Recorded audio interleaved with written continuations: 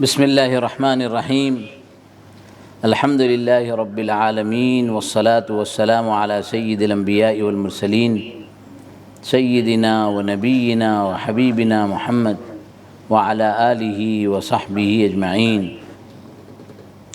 قال اللہ تعالی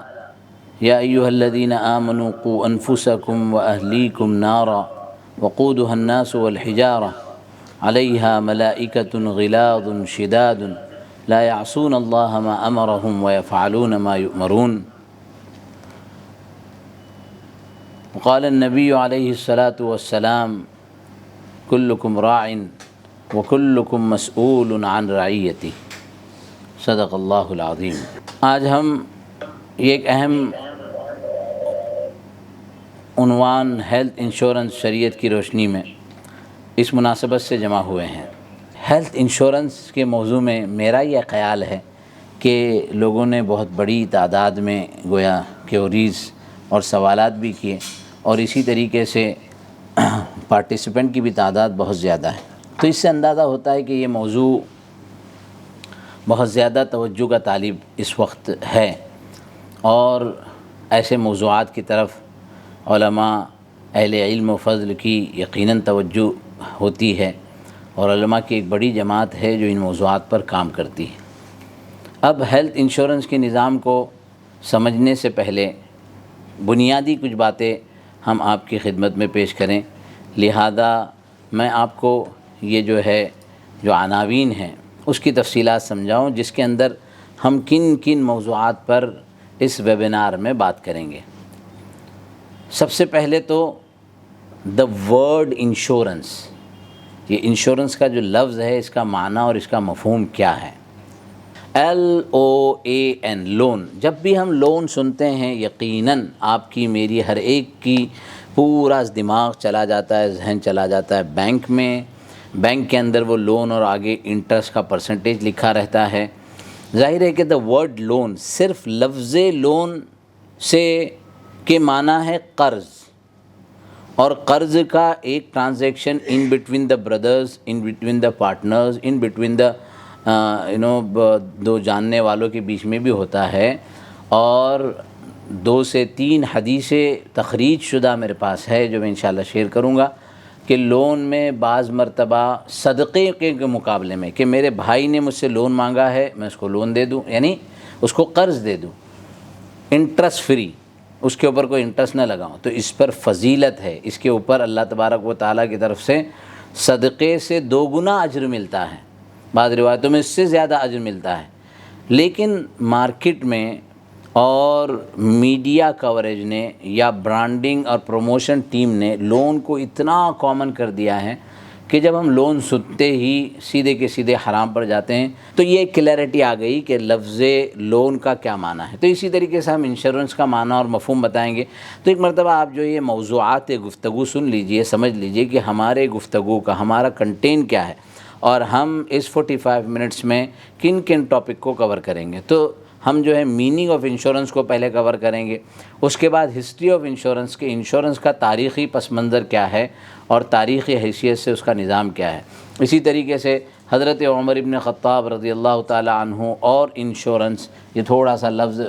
اردو کے ٹائپنگ میں ٹائپو مسٹیک ہے، تو انشورنس۔ اسی طریقے سے مروجہ انشورنس، کنونشنل انشورنس کیا ہے وہ بھی سمجھنا ضروری ہے۔ مروجہ انشورنس کا اسلامی بدل تکافل کا نظام کیا ہے، تکافل کا طریقہ کار کیا ہے، اس کو انشورنس کا بدل کس طریقے سے مانا گیا ہے، اور تکافل کس طریقے اور صورتیں کیا ہے،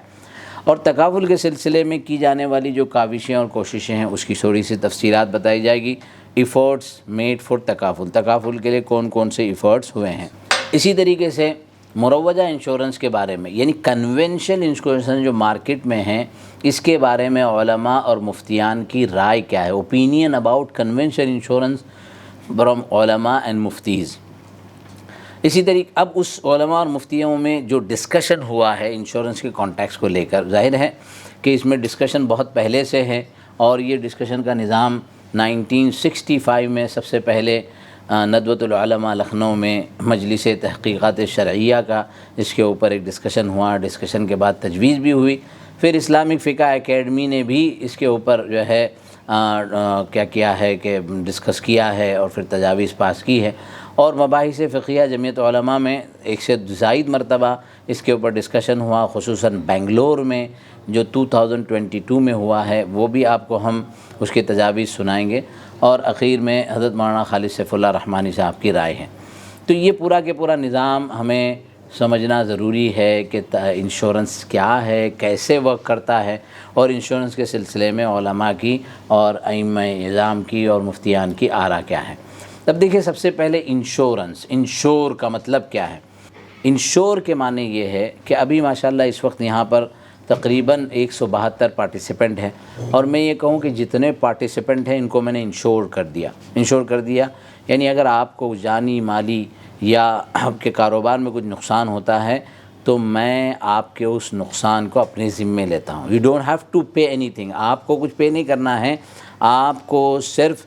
ہم اپنی ساری تفصیلات بتانی ہیں اور میں آپ کو جو ہے انشور کر دوں۔ یہ ہو گیا انشور، بیسیکلی بنیادی طور پر، جیسے میں نے لون کے معنی بتایا۔ لیکن جب انشورنس کا یہی نظام مختلف خرابیوں کے ساتھ ہوتا ہے تو پھر علماء و مفتیان اس کے سلسلے کی رائے دیتے ہیں۔ تو ایک سمجھ لیں، جیسے لون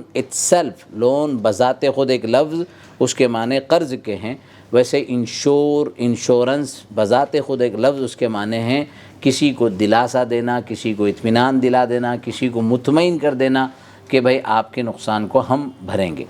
کسی چیز کے لیے انشورنس دے دینا، کسی چیز کو یقینی بنانا ہے، اس کی ضمانت دینا، کسی حادثاتی واقعے کی صورت میں نقصان کے خلاف یقین دہانی کرانا،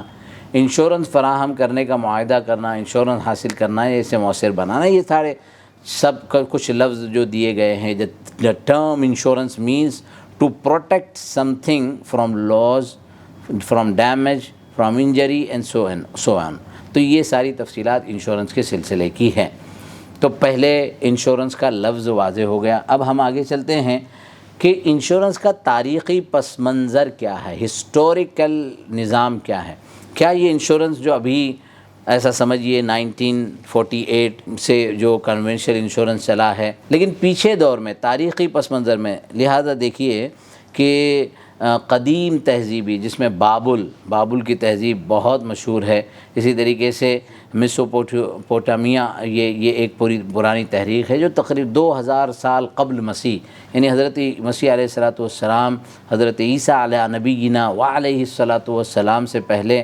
بہت پہلے کی یہ قومیں ہیں۔ ان کے یہاں تجارت کے دوران خطرات کا مشترکہ ذمہ داری، یعنی اتنے زمانے پہلے کہ تاجر جب تجارت کے لیے جاتے ہیں اور اس وقت نقصان ہوتا تھا تو وہ اس کو انشور کرتے تھے۔ اب ہم اس کی تفصیلات میں نہیں جا رہے ہیں کہ اس وقت کے انشورنس کا نظام اور اس کا طریقہ کار اور اس کا اصول اور ضابطہ کیا تھا، لیکن میں تاریخی پس منظر بتا رہا ہوں کہ قدیم تہذیبوں میں بھی یہ سمجھنا کہ آج کل کے دور میں جو انشورنس کا نظام ہے یہی ہے، پہلے کبھی تھا ہی نہیں، یہ غلط سوچ ہے، پہلے بھی اس کا نظام ہوتا تھا۔ اسی طریقے سے گریک اینڈ رومن امپائر، یونانی اور رومی دور کے اندر بھی سمندروں کے اندر جو لوگ اپنے جہاز لے کر جاتے تھے یا ایک ساتھ بیک وقت وفات ہوتی تھی، جو تدفین کا نظام ہوتا تھا، تو تکافل کے طرز میں ان کے یہاں حادثات کے نقصانوں کو بانٹنے کا ایک اصول تھا۔ میں نے شروع میں ہی بتایا کہ یہ پوری ڈیٹیلنگ میں، ایک تہذیب کی ڈیٹیل میں جائیں تو بہت تفصیل ہوگا، میں آپ کو اشارتاً بتا رہا ہوں کہ قدیم تہذیبوں میں بھی تھا، یونان اور روم میں بھی تھا۔ اسلامی دنیا میں ابتدائی دور میں بہت مشہور ہے کہ عاقلہ، قتل خطا جس کو کہہ لیجئے، کہ ارادہ نہیں تھا لیکن اپنی تیر بازی کر رہا تھا اور وہ تیر کسی کو جا کر لگ گیا اور وہ مر گیا۔ اب مر گیا تو وہاں جو ہے دیت دینے کا نظام آتا ہے۔ دیت کے اندر دیت بہت بڑی ایک رقم ہوتی ہے، ایک بہت بڑی ذمہ داری ہوتی ہے، لہذا اس میں جو ہے خاندان کو انوالو کیا جاتا ہے۔ اسی طریقے سے قتل عمد بھی ہو، جان بوجھ کے قتل کیا گیا، اب سامنے والی قوم نے ٹھیک ہے قتل قصاص کے بدلے میں دیت کے اوپر اکتفا کر لیا کہ ہاں ٹھیک ہے کہ آپ قصاص کے بدلے میں آپ کو قتل نہ کیا جائے لیکن آپ دیت دے دیں، تو دیت کو پورے عاقلہ پر، پورے خاندان پر تقسیم کیا جاتا تھا۔ اس کو گویا جو ہے نا تقسیم کے اعتبار سے نقصان اور خطرات کو تقسیم کر دیا گیا تاکہ قوم بھی اس کے اعتبار سے اجتماعی طور پر اس برائی کو اور اس خطا کو کا احساس پیدا کرے اور وہ ادائیگی بھی آسان ہو سکے۔ یہ دیت کا نظام تھا۔ اسی طریقے سے اور بھی نظام تھا۔ پھر آگے جائیں 14 سینچری، 15 سینچری، 16 17 سینچری میں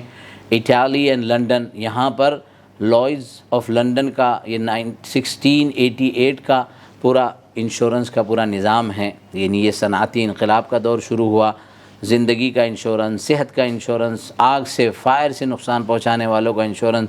جائیدادوں کا انشورنس، یہ پوری کی پوری ایک انڈسٹری بن گئی۔ اب ظاہر ہے ہم جانتے ہیں کہ ہمارے آس پاس بے شمار انڈسٹریاں ہیں، بینکنگ کا پورا ایک سیکٹر ہے، اسی طریقے سے اور بھی یعنی یہ کہ اسٹاک ایکسچینج کا پورا نظام ہے، مختلف الگ الگ انڈسٹریز ہیں۔ ان انڈسٹریز میں ایک انڈسٹری انشورنس کی بھی ہے، اور یہ انٹرنیشنل لیول پر تھاؤزنز آف لیکس اور تھاؤزنڈ آف کروڑ روپیز کی انڈسٹری بن گئی ہے۔ لیکن اس کا نظام ایسا نہیں ہے کہ بالکل نیا ہے، بہت زمانے سے اس کا نظام چل رہا ہے۔ 20ویں صدی عیسوی میں اب تک کے عالمی سطح پر جو پھیلاؤ ہے، ٹیکنالوجی میں جو ترقی ہے، اور اسلامک انشورنس کا پھر نظام بنا کہ جب یہ انشورنس آیا، اس کے ساتھ ساتھ اس کی قباحتیں آئی، تو اس کے ساتھ ساتھ علماء اور ارباب افتاء نے، علم و فضل کے احباب نے، علماء کرام نے اس کا بدل، اس کا الٹرنیٹیو سوچا، اور پھر تکافل کا نظام بنا۔ تو یہ صرف ایک ہسٹوریکل بیک گراؤنڈ ہے انشورنس کے تعلق سے۔ اب ہم آگے چلتے ہیں، حضرت عمر رضی اللہ تعالیٰ عنہ کے دور میں کیا ہوا؟ قربان جائیں حضرت عمر رضی اللہ تعالیٰ عنہ کی فراست کو، حضرت عمر رضی اللہ تعالیٰ عنہ کی سوچ اور خیالات کو۔ حضرت عمر رضی اللہ تعالیٰ عنہ نے اپنے لشکریوں، اپنے جو جنگ پر جانے والے مجاہدین اور ان کے اہل خانہ کے لیے مالی امداد فراہم کرنے کے لیے یہ انشورنس کا نظام قائم کیا تھا۔ اب ظاہر ہے کہ اس وقت تو انشورنس کے نام سے نہیں تھا، وہ دیوان کے نام سے تھا، اور دیوان کے اندر نام رجسٹر ہو جاتا تھا، اور پھر ان لوگوں کو وہ سہولیات دی جاتی تھی۔ جیسے آج ہمارے ملک میں تو آپشنل ہیں، لیکن بہت سارے ممالک میں آپشنل نہیں ہیں۔ آپ اگر اس ملک کے باشندے ہو تو ملک کا آئین آپ کو انشورڈ کر دیتا ہے، اور آپ کے بہت سارے تقاضوں کو انشورنس کیا جاتا ہے۔ دوسری طرف ٹیکسیشن سے اس کی وہ اماؤنٹ لی جاتی ہے۔ تو یہ حضرت عمر رضی اللہ تعالیٰ عنہ کے دور میں تھا، رجسٹر ہوتا تھا، لشکر کے افراد کے نام ہوتے تھے، ان کے وظیفے، کس ڈیزگنیشن پہ وہ کام کرتے ہیں، اہل خانہ کے حقوق کا ریکارڈ کے، کتنے بچے ہیں، والدین اور دیگر معاملات، وہ ساری چیزیں تفصیلات لکھی جاتی تھیں۔ اسی طریقے سے جو جنگ کے میدان میں زخمی ہو جاتے تھے یا شہید ہو جاتے تھے تو ان کے گھر والوں کے لیے ایک نظام بنایا جاتا تھا۔ مجھے یہ جملہ اس وقت بہت اہم لگتا ہے، اور کنز العمال کی ریفرنس نمبر 13910 پر اس کو نقل کیا گیا ہے۔ حضرت عمر رضی اللہ تعالیٰ عنہ کا قول ہے، فرمایا اگر فرات کے کنارے ایک کتا بھی بھوک سے مر جائے تو عمر سے اس کے بارے میں سوال کیا جائے گا۔ میں نے جو حدیث پڑھی، کلکم راع وکلکم مسئول عن رعیتی، تم میں سے ہر ایک ذمہ دار ہے اپنی اپنی لیول پر، اور ہمیں اپنی ذمہ داریوں کے بارے میں پوچھا جائے گا۔ حضرت عمر رضی اللہ تعالیٰ عنہ کا اپنا احساس، فکر، سوچ، خیالات یہ کتنے اہم تھے۔ دیکھیے حضرت عمر رضی اللہ تعالیٰ عنہ کہہ رہے ہیں اگر فرات کے کنارے کتا بھی مر جائے تو عمر اس میں اپنے آپ کو رسپانسیبل سمجھتا ہے، اور عمر اس میں اپنے آپ کو سوال کا پابند سمجھتا ہے۔ یہ حضرت عمر رضی اللہ تعالیٰ عنہ کا احساس تھا، اور اس لیے وہ زندگی کے ہر موضوع پر، زندگی کے ہر ضرورت پر حضرت عمر رضی اللہ تعالیٰ عنہ نے کام کیا۔ سلام ہے آپ کی 10-12 سالہ جو خلافت کی زندگی تھی، اس کے اندر آپ نے کئی سارے اس طرح کے کام کیے۔ چنانچہ دیوان کے ذریعے سے گویا آج جو لفظ انشورنس چل پڑا ہے، جو اس وقت ورڈ اس لفظ میں نہیں تھا، لیکن یہ نظام حضرت عمر رضی اللہ تعالیٰ عنہ کے دور میں تھا۔ اللہ کرے کوئی ایسا بندہ آئے، کوئی ایسا نظام آئے کہ ہمارے لیے یہ سارے مسائل حل ہو سکے۔ اللہ کے لیے کوئی بعید نہیں ہے۔ بہرحال اب مروجہ انشورنس، جسے کنونشل انشورنس کہتے ہیں، کنونشل انشورنس کی بنیادی جو حقیقت ہے، جو میں نے انشورنس کے ضابطے میں کہی، وہ تو آپ کے سامنے آ گئی۔ حضرت عمر رضی اللہ تعالیٰ عنہ کے دور میں تھی، ایک اچھا تصور تھا کہ نقصان کو تقسیم کر دیا جائے اور سب کا خیال اجتماعی طور پر رکھا جائے۔ لیکن مروجہ انشورنس جو کنونشل انشورنس ہے، اس کے اندر غرر ہے، غیر یقینی کیفیت ہے، میسر ہے جسے جوا کہتے ہیں، ربا ہے جو انٹرسٹ بیس سسٹم کو سپورٹ کرتا ہے، یہ انٹرسٹ بیس سسٹم کے اندر اس کی کیا کہتے ہیں جو ہے وہ انویسٹمنٹ ہوتی ہیں۔ اسی طریقے سے جہالت، جہل جسے کہتے ہیں، ناواقفیت ہے کہ میں پیسے بھرنے کے بعد ان میں سے کتنا پیسہ میری ذات پر لگے گا اور کتنا پیسہ میری ذات پر نہیں لگے گا، یہ واقفیت نہیں ہے، اس کا پورا نالج نہیں ہے۔ اور اخیر میں تعاون علی الاثم ہے، کیونکہ ایک نظام گناہ کا چل رہا ہے اور گویا اس میں ہم معاونت کر رہے ہیں۔ یہ سارے جو پوائنٹ ہیں، جو وجوہات ہیں، غرر، میسر، جہالت، ربا، تعاون علی الاثم، الگ الگ ٹائپ پر علماء نے اس کے اندر بڑی تفصیل سے تحریریں لکھی ہے اور خلاصہ یہ ذکر کیا گیا ہے کہ ان بنیادوں پر انشورنس کی اجازت نہیں ہے، کنونشل انشورنس کی۔ اب آگے دیکھیے، صحت کا بحران یعنی اچانک آنے والی بیماریاں ایک عام وبا بن چکی ہے۔ ایک طرف علماء کرام کے یہ فتاوے اور ان فتاوے کی بنیاد یہ سارے دلائل ہیں۔ سمجھ لیجئے، ایک چیز ہے کہ جو بنیادی طور پر درست اور صحیح ہے، لیکن اس کے طریقہ کار کی وجہ سے علماء نے اس سے منع کیا کہ انشورنس بنیادی طور پر تو بہتر ہے کہ میں اور آپ کسی اور کا انشورنس کر لیں، لیکن اگر وہ غرر اور میسر اور قمار اور ربا اور اس کے نظام کے تحت ہوگا تو پھر علماء نے اس کی اجازت نہیں دی۔ دو الگ الگ باتیں ہیں اور ان دونوں باتوں کو مکمل طور پر سمجھتے ہوئے اگلے نظام کی طرف ہم بڑھتے ہیں۔ مروجہ انشورنس کا بدل کیا ہے، اس کا الٹرنیٹیو کیا ہے؟ اس کا الٹرنیٹیو نظام تکافل ہے۔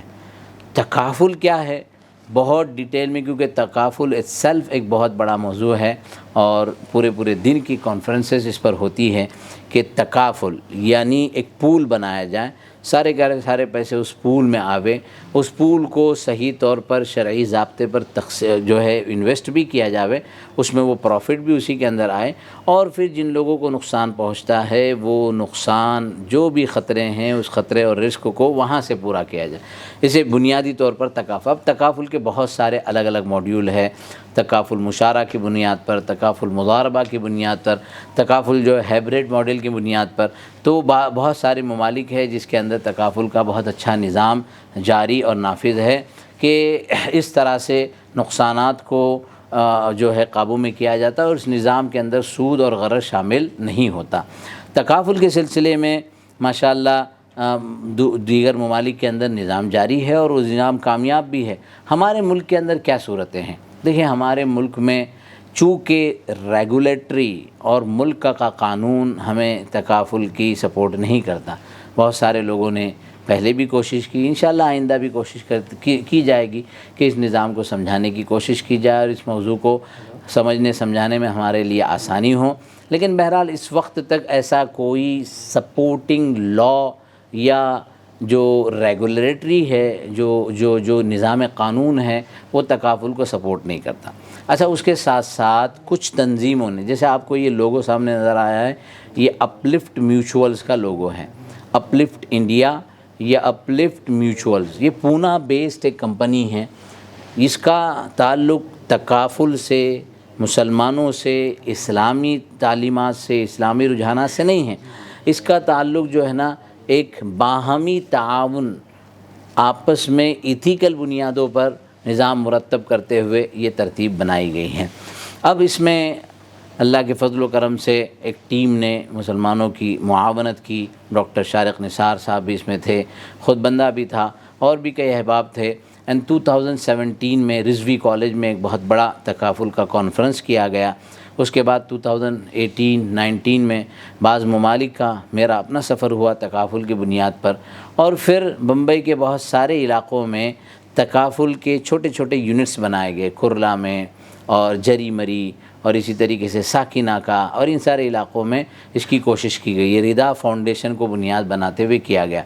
لیکن اللہ کی قدرت، اللہ کے فیصلے، اللہ کی مصلحت، اللہ کے اوامر اور اللہ کا آخری فیصلہ کہ جس طریقے سے اس کو کہ وہاں تو وہ کئی ہزار لوگوں کے ساتھ بہت مرتب اور منظم انداز میں چل رہے تھے، جن میں سب کے سب جو ہے برادران وطن اور غیر مسلم بھائی تھے، لیکن یہاں جب نظام بنا اس کا ایک چھوٹا سا کاسٹ طے کیا گیا، اس کے لیے پورے نظام بنائے گئے، محنت کی گئی، پوری ٹیم تیار کی گئی، لیکن اس کے باوجود وہ 100% جس طریقے سے کامیاب ہونا چاہیے ایسے کامیاب نہیں ہوا۔ اب ظاہر ہے کہ قانونی پیچیدگیاں بھی ہیں جو بہت اہم ہیں، اسی طریقے سے ہمارے یہاں اسلامی مالیاتی ادارے نہیں ہیں، ہمارے یہاں عوام میں وہ شعور نہیں ہے کہ وہ تکافل کے موضوع کو سمجھے اور آگے آئیں اور تکافل کے سلسلے میں جو ہے فکر کریں۔ یہ کیا اس کے علاوہ اور بھی کئی موضوعات ہیں، ابھی ان موضوعات پر یہاں گفتگو نہیں کی جا سکتی کہ جس کے اندر عوام میں اس طرح کا رجحان نہیں ہے۔ اب تکافل کا جو ایک کوشش تھی جو تقریباً 4 سے 5 سال کی گئی، لیکن کما حق ہو اس کا فائدہ نہیں ہو سکا اور وہ نظام نہیں بنا۔ اب ہم آگے چلتے ہیں کہ علماء کرام نے، اسلامک اسکالرز نے ایک کوشش تو تکافل کے طور پر کی جو سب سے اہم ہے، سب سے ضروری ہے، سب سے مفید ہے، سب سے صاف ستھری اور واضح ہے، اور یہی ہونا چاہیے۔ اب اس کے علاوہ مروجہ انشورنس جو ہے، جو کنونشل انشورنس ہے، اس کے بارے میں علماء کرام کی کیا رائے ہے؟ تو اس میں شروع میں آپ کو بتا دوں، شروع دور سے لے کر اس میں 2 نظریات رہے۔ ایک نظریہ یہ کہ انشورنس کا یہ نظام پیسے دے کر اپنی صحت کا نظام بنایا جائے یا جان و مال کی حفاظت کا نظام بنایا جائے، اس کے سلسلے میں دو رائے رہی۔ ایک رائے یہ ہے کہ یہ بالکل درست نہیں ہے، جائز نہیں ہے، کیونکہ اس کی ورکنگ ماڈل صحیح نہیں ہے۔ دوسری یہ رائے رہی کہ یہ مجبوری کے تحت جائز ہے، کیونکہ یہ معاملات مالیہ ہے، یعنی ڈیلنگ سے تعلق ہے، جس میں 2 پارٹیز انوالو ہوتی ہیں۔ اگر دونوں طرف کی پارٹی مسلمان ہو، لینے والا پریمیم دینے والا، یا گورنمنٹ یا جو بھی اس کی پرائیویٹ انٹیٹی ہے وہ اور مسلمان، دونوں طرف مسلمان ہو، تو وہ علماء بھی اس کی گنجائش نہیں دیتے۔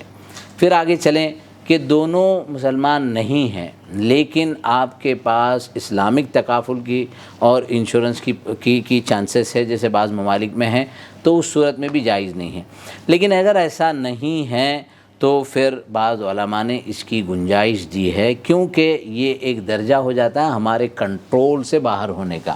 اور دوسری بڑی جماعت ماشاءاللہ شروع سے اس کی قائل رہی، اور اس کی تفصیلی وجوہات جس کے پوائنٹرز میں نے ذکر کر دیا، غرر، میسر، جہالت اور تعاون علی الاثم، ربا، تو یہ 5 موضوعات کی بنا پر علماء کرام نے اس کی اجازت نہیں دی۔ کہ دیکھیے یہ ایک دارالعلوم ندوۃ العلماء کی تحریر ہے جس کو میں پڑھ کر سنا رہا ہوں، یہ 1965 میں 1965 کا مطلب ہے کہ آج سے تقریباً 60 سال پہلے، اور اس میں پہلا نام جناب مولانا مفتی عتیق الرحمن عثمانی صاحب کا ہے، اس کے بعد یہ دوسرے نام کی لسٹ ہے، مولانا محمد ظفیر الدین صاحب دارالعلوم دیوبند، مولانا ابواللیث صاحب ندوی امیر جماعت اسلامی ہند، مولانا محمد رضا صاحب انصاری مفتی فرنگی محلی، مولانا شاہ معین الدین احمد صاحب ندوی دارالمصنفین اعظم گڑھ، اور ایسے نام موجود ہیں۔ یہ تحریر ہے کہ مجلس تحقیقات شرعیہ نے اپنے اجتماع مؤرخہ 15-16 دسمبر 1965 میں انشورنس کے مسئلے پر علماء کرام کے ان جوابات کی روشنی میں غور کیا۔ جوابات کی روشنی مطلب ان کو سوالات بھیجے گئے، پھر انہوں نے جوابات اس کے مرتب کیے، تو مجلس نے غور کیا کہ جو مجلس کے سوال نامے کے پیش نظر ان حضرات نے تحریر فرمائے تھے، اس غور و خوض کے بعد مجلس جس نتیجے پر پہنچی ہے ایک مختصر تمہید کے ساتھ درج ذیل ہے۔ تمہید کیا ہے؟ انشورنس کا مسئلہ شریعت کے شعبہ معاملات سے تعلق رکھتا ہے، ڈیلنگز۔ معاملات میں ہمیشہ 2 فریق ہوتے ہیں، اس لیے اس کی 2 صورتیں ہو سکتی۔ اول، دونوں فریق مسلمان ہو، اس صورت میں معاملات کی جو شکلیں شریعت اسلامیہ نے مقرر کی، ان کے علاوہ کسی شکل کا اختیار کرنا کسی حال میں جائز نہیں ہے۔ دوم، ایک فریق مسلمان ہو اور دوسرا غیر مسلم ہو، صورت دوم کی بھی 2 شکلیں ہو سکتی ہیں، ایک مسلمان ہو اور ایک مسلمان نہ ہو۔ نمبر 1 الف، کہ معاملات کی شکل مقرر کرنا مسلمانوں کے اختیار میں ہو، یعنی کنٹرولنگ پاور، گورننس، قانون کا بنانا، لا کو امپلیمنٹ کرنا، اس کا تعلق مسلمان کے اختیار میں ہو، تو اس کا حکم بھی پہلی صورت کی طرح ہوگا کہ جائز نہیں ہوگی۔ لیکن ایک فریق مسلمان ایک فریق غیر مسلم ہے اور معاملے کی شکل مقرر کرنا مسلمان کے اختیار میں نہیں ہے، تو اس صورت میں صورت ثانیہ کی شکل میں بوقت ضرورت اسلام کے بعض جلیل القدر ائمہ فقہا کے قول کی بنا پر شرعاً اس کی گنجائش نکلتی ہے۔ دا ورڈ گنجائش نکلتی ہے کو بھی اچھی طرح سمجھ لیں کہ ایک ہے عزیمت اور ایک ہے رخصت۔ عزیمت کے معنی ہیں کہ ریئل اور بالکل بنیادی موقف، اور اس موقف پہ رہنے والوں کو سلام ہے کہ وہ اپنے آپ کو عزیمت پر قائم دائم رکھے ہوئے ہیں، اور یہ بہت اہم اور بہت اچھا اور بہت صحیح رخ ہے۔ لیکن اگر عزیمت کے بالمقابل رخصت پر عمل کرنا چاہتے ہیں تو ان کے لیے گنجائش نکلتی ہے کہ مسلمان کچھ قیود و شرائط کے ساتھ اس نوع کے معاملات میں حصہ لے سکیں۔ انشورنس کا مسئلہ بھی مجلس کے نزدیک اسی شکل کے تحت داخل ہے۔ آگے سن لیجئے، مجلس کی یہ رائے ہے کہ اگرچہ انشورنس کی سب شکلوں کے لیے ربا قمار لازم ہے اور ایک کلمہ گو کے لیے ہر حال میں اسلامی اصول پر قائم رہنے کی کوشش کرنا ہی واجب ہے، لیکن جان و مال کے تحفظ و بقا کا جو مقام شریعت اسلامیہ میں ہے، مجلس اسے بھی وزن دیتی ہے۔ نیز مجلس اس صورت حال سے بھی صرف نظر نہیں کر سکتی کہ موجودہ دور میں نہ صرف ملکی بلکہ بین الاقوامی راستوں سے انشورنس انسانی زندگی میں اس طرح داخل ہو گیا ہے کہ اس کے بغیر اجتماعی اور کاروباری زندگی میں طرح طرح کی دشواری پیش آتی ہیں، اور جان و مال کے تحفظ کے لیے بھی بعض حالات میں اس سے مفر نہیں ہے، اس سے بچا نہیں جا سکتا۔ اس لیے ضرورت شدیدہ کے پیش نظر اگر کوئی شخص اپنی زندگی یا اپنے مال یا اپنی جائیداد کا بیمہ کرائے تو مذکورہ بالا ائمہ کرام کے قول کی بنا پر اس کی گنجائش ہے۔ اب اس میں ایک تنبیہ بھی لکھی ہے کہ اوپر کی عبارت میں لفظ شدیدہ سے مراد یہ ہے کہ جان یا اہل و عیال یا مال کے ناقابل برداشت نقصان کا اندیشہ قوی ہو۔ ضرورت شدیدہ موجود ہونا یا نہ ہونا کون بتائے گا؟ who will decide کون ضرورت شدیدہ کہ ہوا ہے یا نہیں ہوا ہے؟ مجلس کے نزدیک مبتلا بھی کی رائے پر منحصر ہے، یعنی کون آدمی خود ہے وہ اس کے بارے میں پتہ چلے گا کہ یہ ضرورت شدیدہ میں ہے یا نہیں ہے، تو وہ شخص خود کو عند اللہ جواب دہ سمجھ کر علماء کے مشورے سے رائے کو قائم کرے۔ اب اس کے بعد میں نے بتایا کہ ان علماء نے اس کے اوپر جو ہے دستخط کی تھی، یہ 1965 میں تھا، لیکن صاف ستھری اور واضح بات ہے کہ اس تجویز کے بعد، اس فیصلے کے بعد ایسا نہیں ہے کہ یہ فیصلہ مقبول ہو گیا امت کے اندر اور سب نے اس کو قبول کیا، ایسا نہیں ہے۔ علماء کی ایک بڑی جماعت نے اس فیصلے سے اطمینان نہیں کیا۔ اب میں یہاں پر یہ بتانا چاہتا ہوں کہ ایک وہ جماعت ہیں جو عزیمت پر ہیں، ایک وہ جماعت ہے جو رخصت پر ہے۔ عزیمت یعنی اصل حکم پر عمل کرنا اور اپنے آپ کو 100% اس سیف زون میں رکھنا جہاں پر کسی قسم کا سوال نہیں پیدا ہوتا ہے۔ لیکن کچھ لوگ جو مسائل کا شکار ہیں یا حالات کا بہت زیادہ شکار ہیں تو ان کے لیے اس طرح کی رخصت کی بات ہوتی ہے۔ تو بہرحال یہ 1965 کا جو ہے ایک فیصلہ ہے جس کو میں نے سنا ہے۔ اس کے علاوہ اسلامک فقہ اکیڈمی نے بھی اسی فیصلے کو بنیاد بنا کر یہ کہا ہے کہ مروجہ انشورنس اگرچہ شریعت میں ناجائز ہے کیونکہ ربا، قمار، غرر جیسے شرعی معاملات میں ممنوع معاملات پر مشتمل ہے، لیکن ہندوستان کے موجودہ حالات میں جبکہ مسلمانوں کی جان و مال، صنعت و تجارت وغیرہ کو فسادات کی وجہ سے ہر آن شدید خطرہ لاحق ہوتا ہے، اس کے پیش نظر الضرورات تبیح المحظورات، رفع ضرر، دفع حرج اور تحفظ جان و مال کی شرعاً اہمیت کی بنا پر ہندوستان کے موجودہ حالات میں جان و مال کا بیمہ کرانے کی شرعاً اجازت ہے۔ اس فیصلے پر تقریباً 53 علماء اصحاب افتاء کے دستخط ہے۔ یہ اس کو ایک شرط کے ساتھ کہ جہاں پر جان و مال کے نقصان کا اندیشہ ہے وہاں پر یہ صورتحال ہوگی، یہ اکیڈمی نے فیصلہ کیا تھا۔ اس کے ساتھ ساتھ یہ ایک سب سے اہم جو ابھی بہت قریب میں جمعیت علماء ہند کی مباحث فقہیہ نے فیصلہ کیا، اور ہم نے جمعیت کی جو ہے ہیڈ کوارٹر دلی سے بھی اس سلسلے میں معلومات لی اور وہاں کے لوگوں کے سلسلے کی معلومات لی کہ کیا اس کے اوپر صرف تجویز پاس ہوئی بلکہ کیا یہ عملاً بھی ہوا ہے، تو انہوں نے ذکر کیا کہ ہاں عملاً بھی ہوا ہے اور بہت سارے احباب کا وہاں پر جو ہے انشورنس کرایا گیا۔ اب یہ تجویز سن لیجئے، تجویز نمبر 3، میڈیکل ہیلتھ انشورنس بموقع، یعنی ایٹ دا ٹائم آف 17ویں فقہی اجتماع ادارۃ المباحث الفقہیہ جمعیت علماء ہند منعقدہ 13، 14، 15 محرم 1444 مطابق 12، 13، 14 اگست 2022 بروز جمعہ سنیچر اتوار بمقام حج بھون بنگلور کرناٹک، یہ کرناٹک میں ہوا تھا، اور یہ تجویز پاس ہوئی کہ صحت اللہ تعالیٰ کی عظیم ترین نعمت ہے، اسی بنا پر اسلام نے حفظان صحت پر خاص توجہ دی ہے، اس لیے تندرستی کا خیال رکھنا اور حسب وسعت بیماریوں کا علاج کرانا مشروع ہے کہ بیماریوں کا علاج کیا جائے۔ اسی کے پیش نظر مروجہ میڈیکل ہیلتھ انشورنس کے موضوع پر بحث کے بعد درج ذیل تجویز منظور کی گئی ہے۔ موجودہ ملکی اور بین الاقوامی حالات کے تناظر میں کسی ناقابل تحمل بیماری میں مبتلا ہونے کے اندیشے سے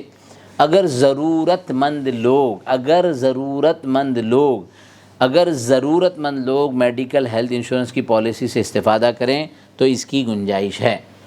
اسی طرح انفراداً یعنی انڈیویجول یا گروپ انشورنس کی شکل میں ضرورتاً میڈیکل انشورنس کراتے وقت اگر کمپنی سے یہ معاہدہ کر لیا جائے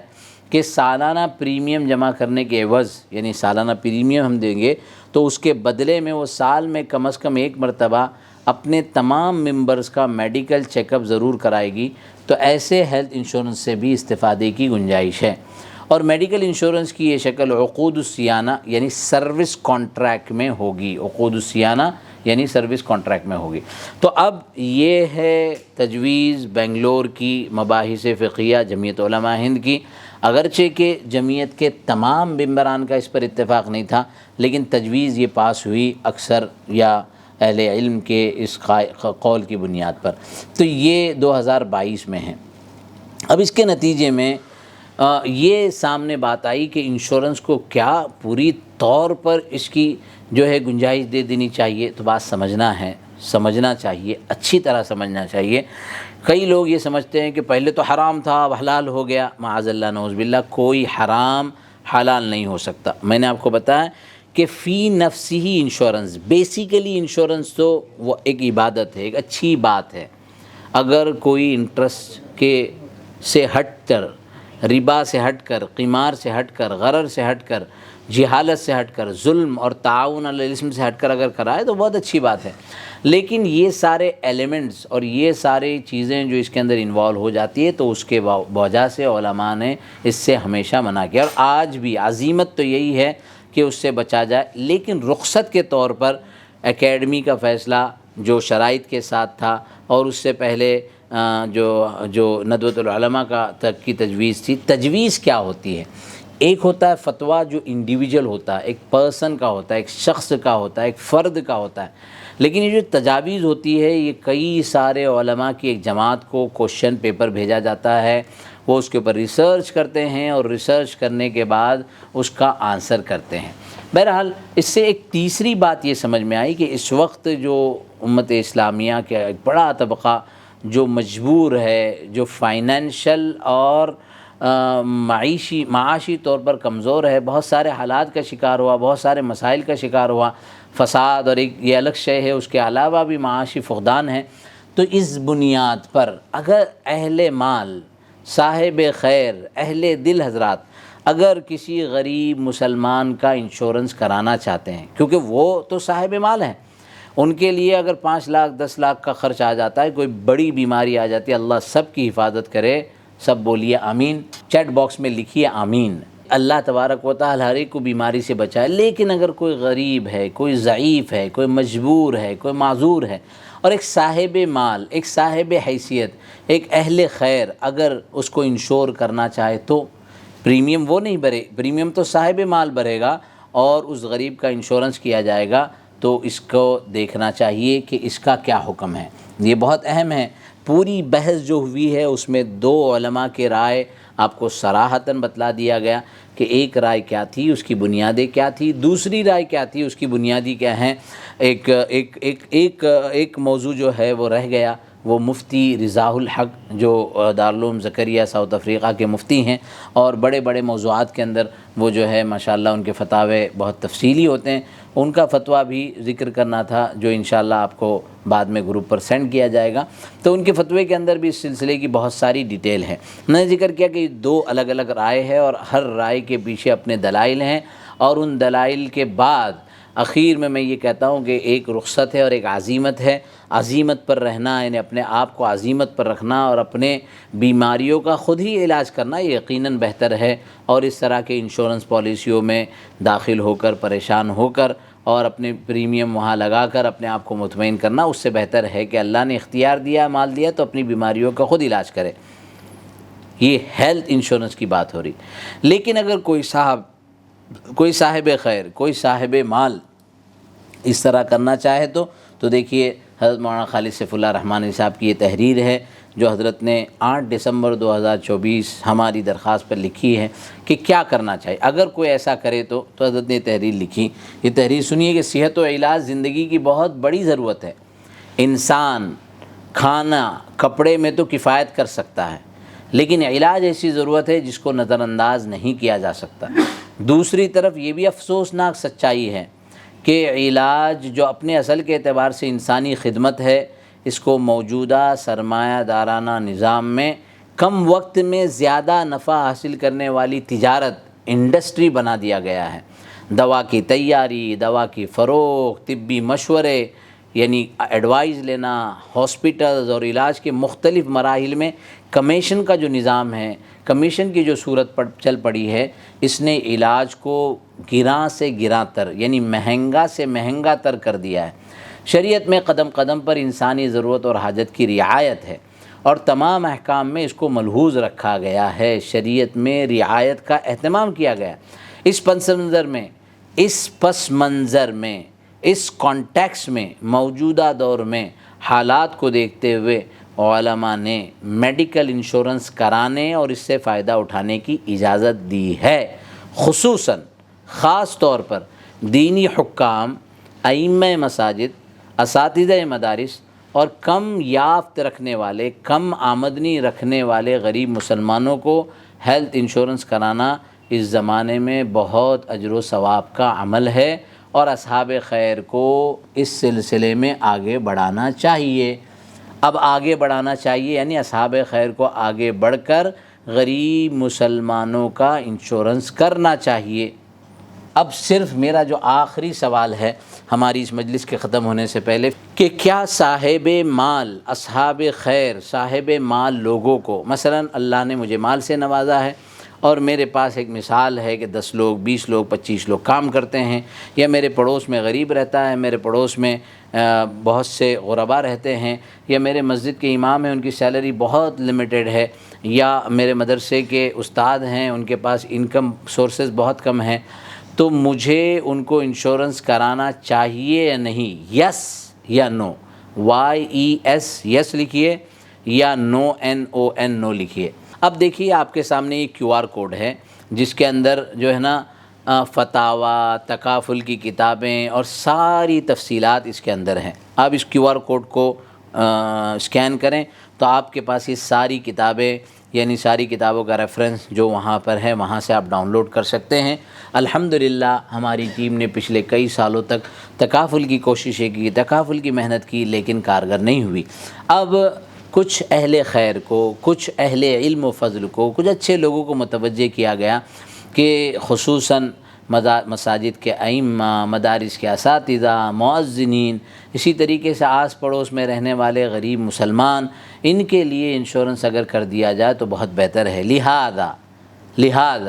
الحمدللہ ثم الحمدللہ ہمارے کچھ احباب نے اس طرح کا انیشیٹو لیا ہے، اور تقریباً 70 فیملیز کے 260 لوگوں کا انشورنس کیا ہے، اور یقیناً ہمارے پیسے سے ہم اپنا پیسہ پریمیم کے طور پر کسی کا بھریں، ان کے لیے یہ ایک کوشش کریں تو یہ بہت ہی اچھی اور اہم کوشش ہوگی۔ اور سب سے اہم بات آپ کو بتانا کہ یہ اتنے لوگوں کا کیا گیا، کوئی خیر کر رہے ہیں، جب نمبرز بڑھیں گے تو خود انشورنس کمپنی کے ساتھ جو ہے نا بارگیننگ کی جا سکتی۔ اس پورے انیشیٹو کا ہرگز ہرگز ہرگز یہ مقصد نہیں ہے کہ لوگوں کو معاذ اللہ نعوذ باللہ حرام کی طرف لے جائیں. ہم اس میں فائدہ کیا ہے؟ ہم اللہ کے پاس کے ذمہ دار بنیں گے. ایک بہت بڑا مسئلہ ہے اور اس مسئلے کو سوچنا چاہیے. جب بیماری آ جاتی ہے تو بہت مشکل پیش آتی ہے اور بہت انسان جو ہے گویا اپنی پوری محنت کی کمائی بھی اس پر لگا دے تب بھی اس کو اطمینان بخش حل ملتا نہیں ہے. اور یہ سب جانتے ہیں کہ اب جو انسانی خدمت تھی یہ علاج و معالجہ وہ خدمت کے بجائے کوئی اور دوسری شکل اختیار کر گیا ہے.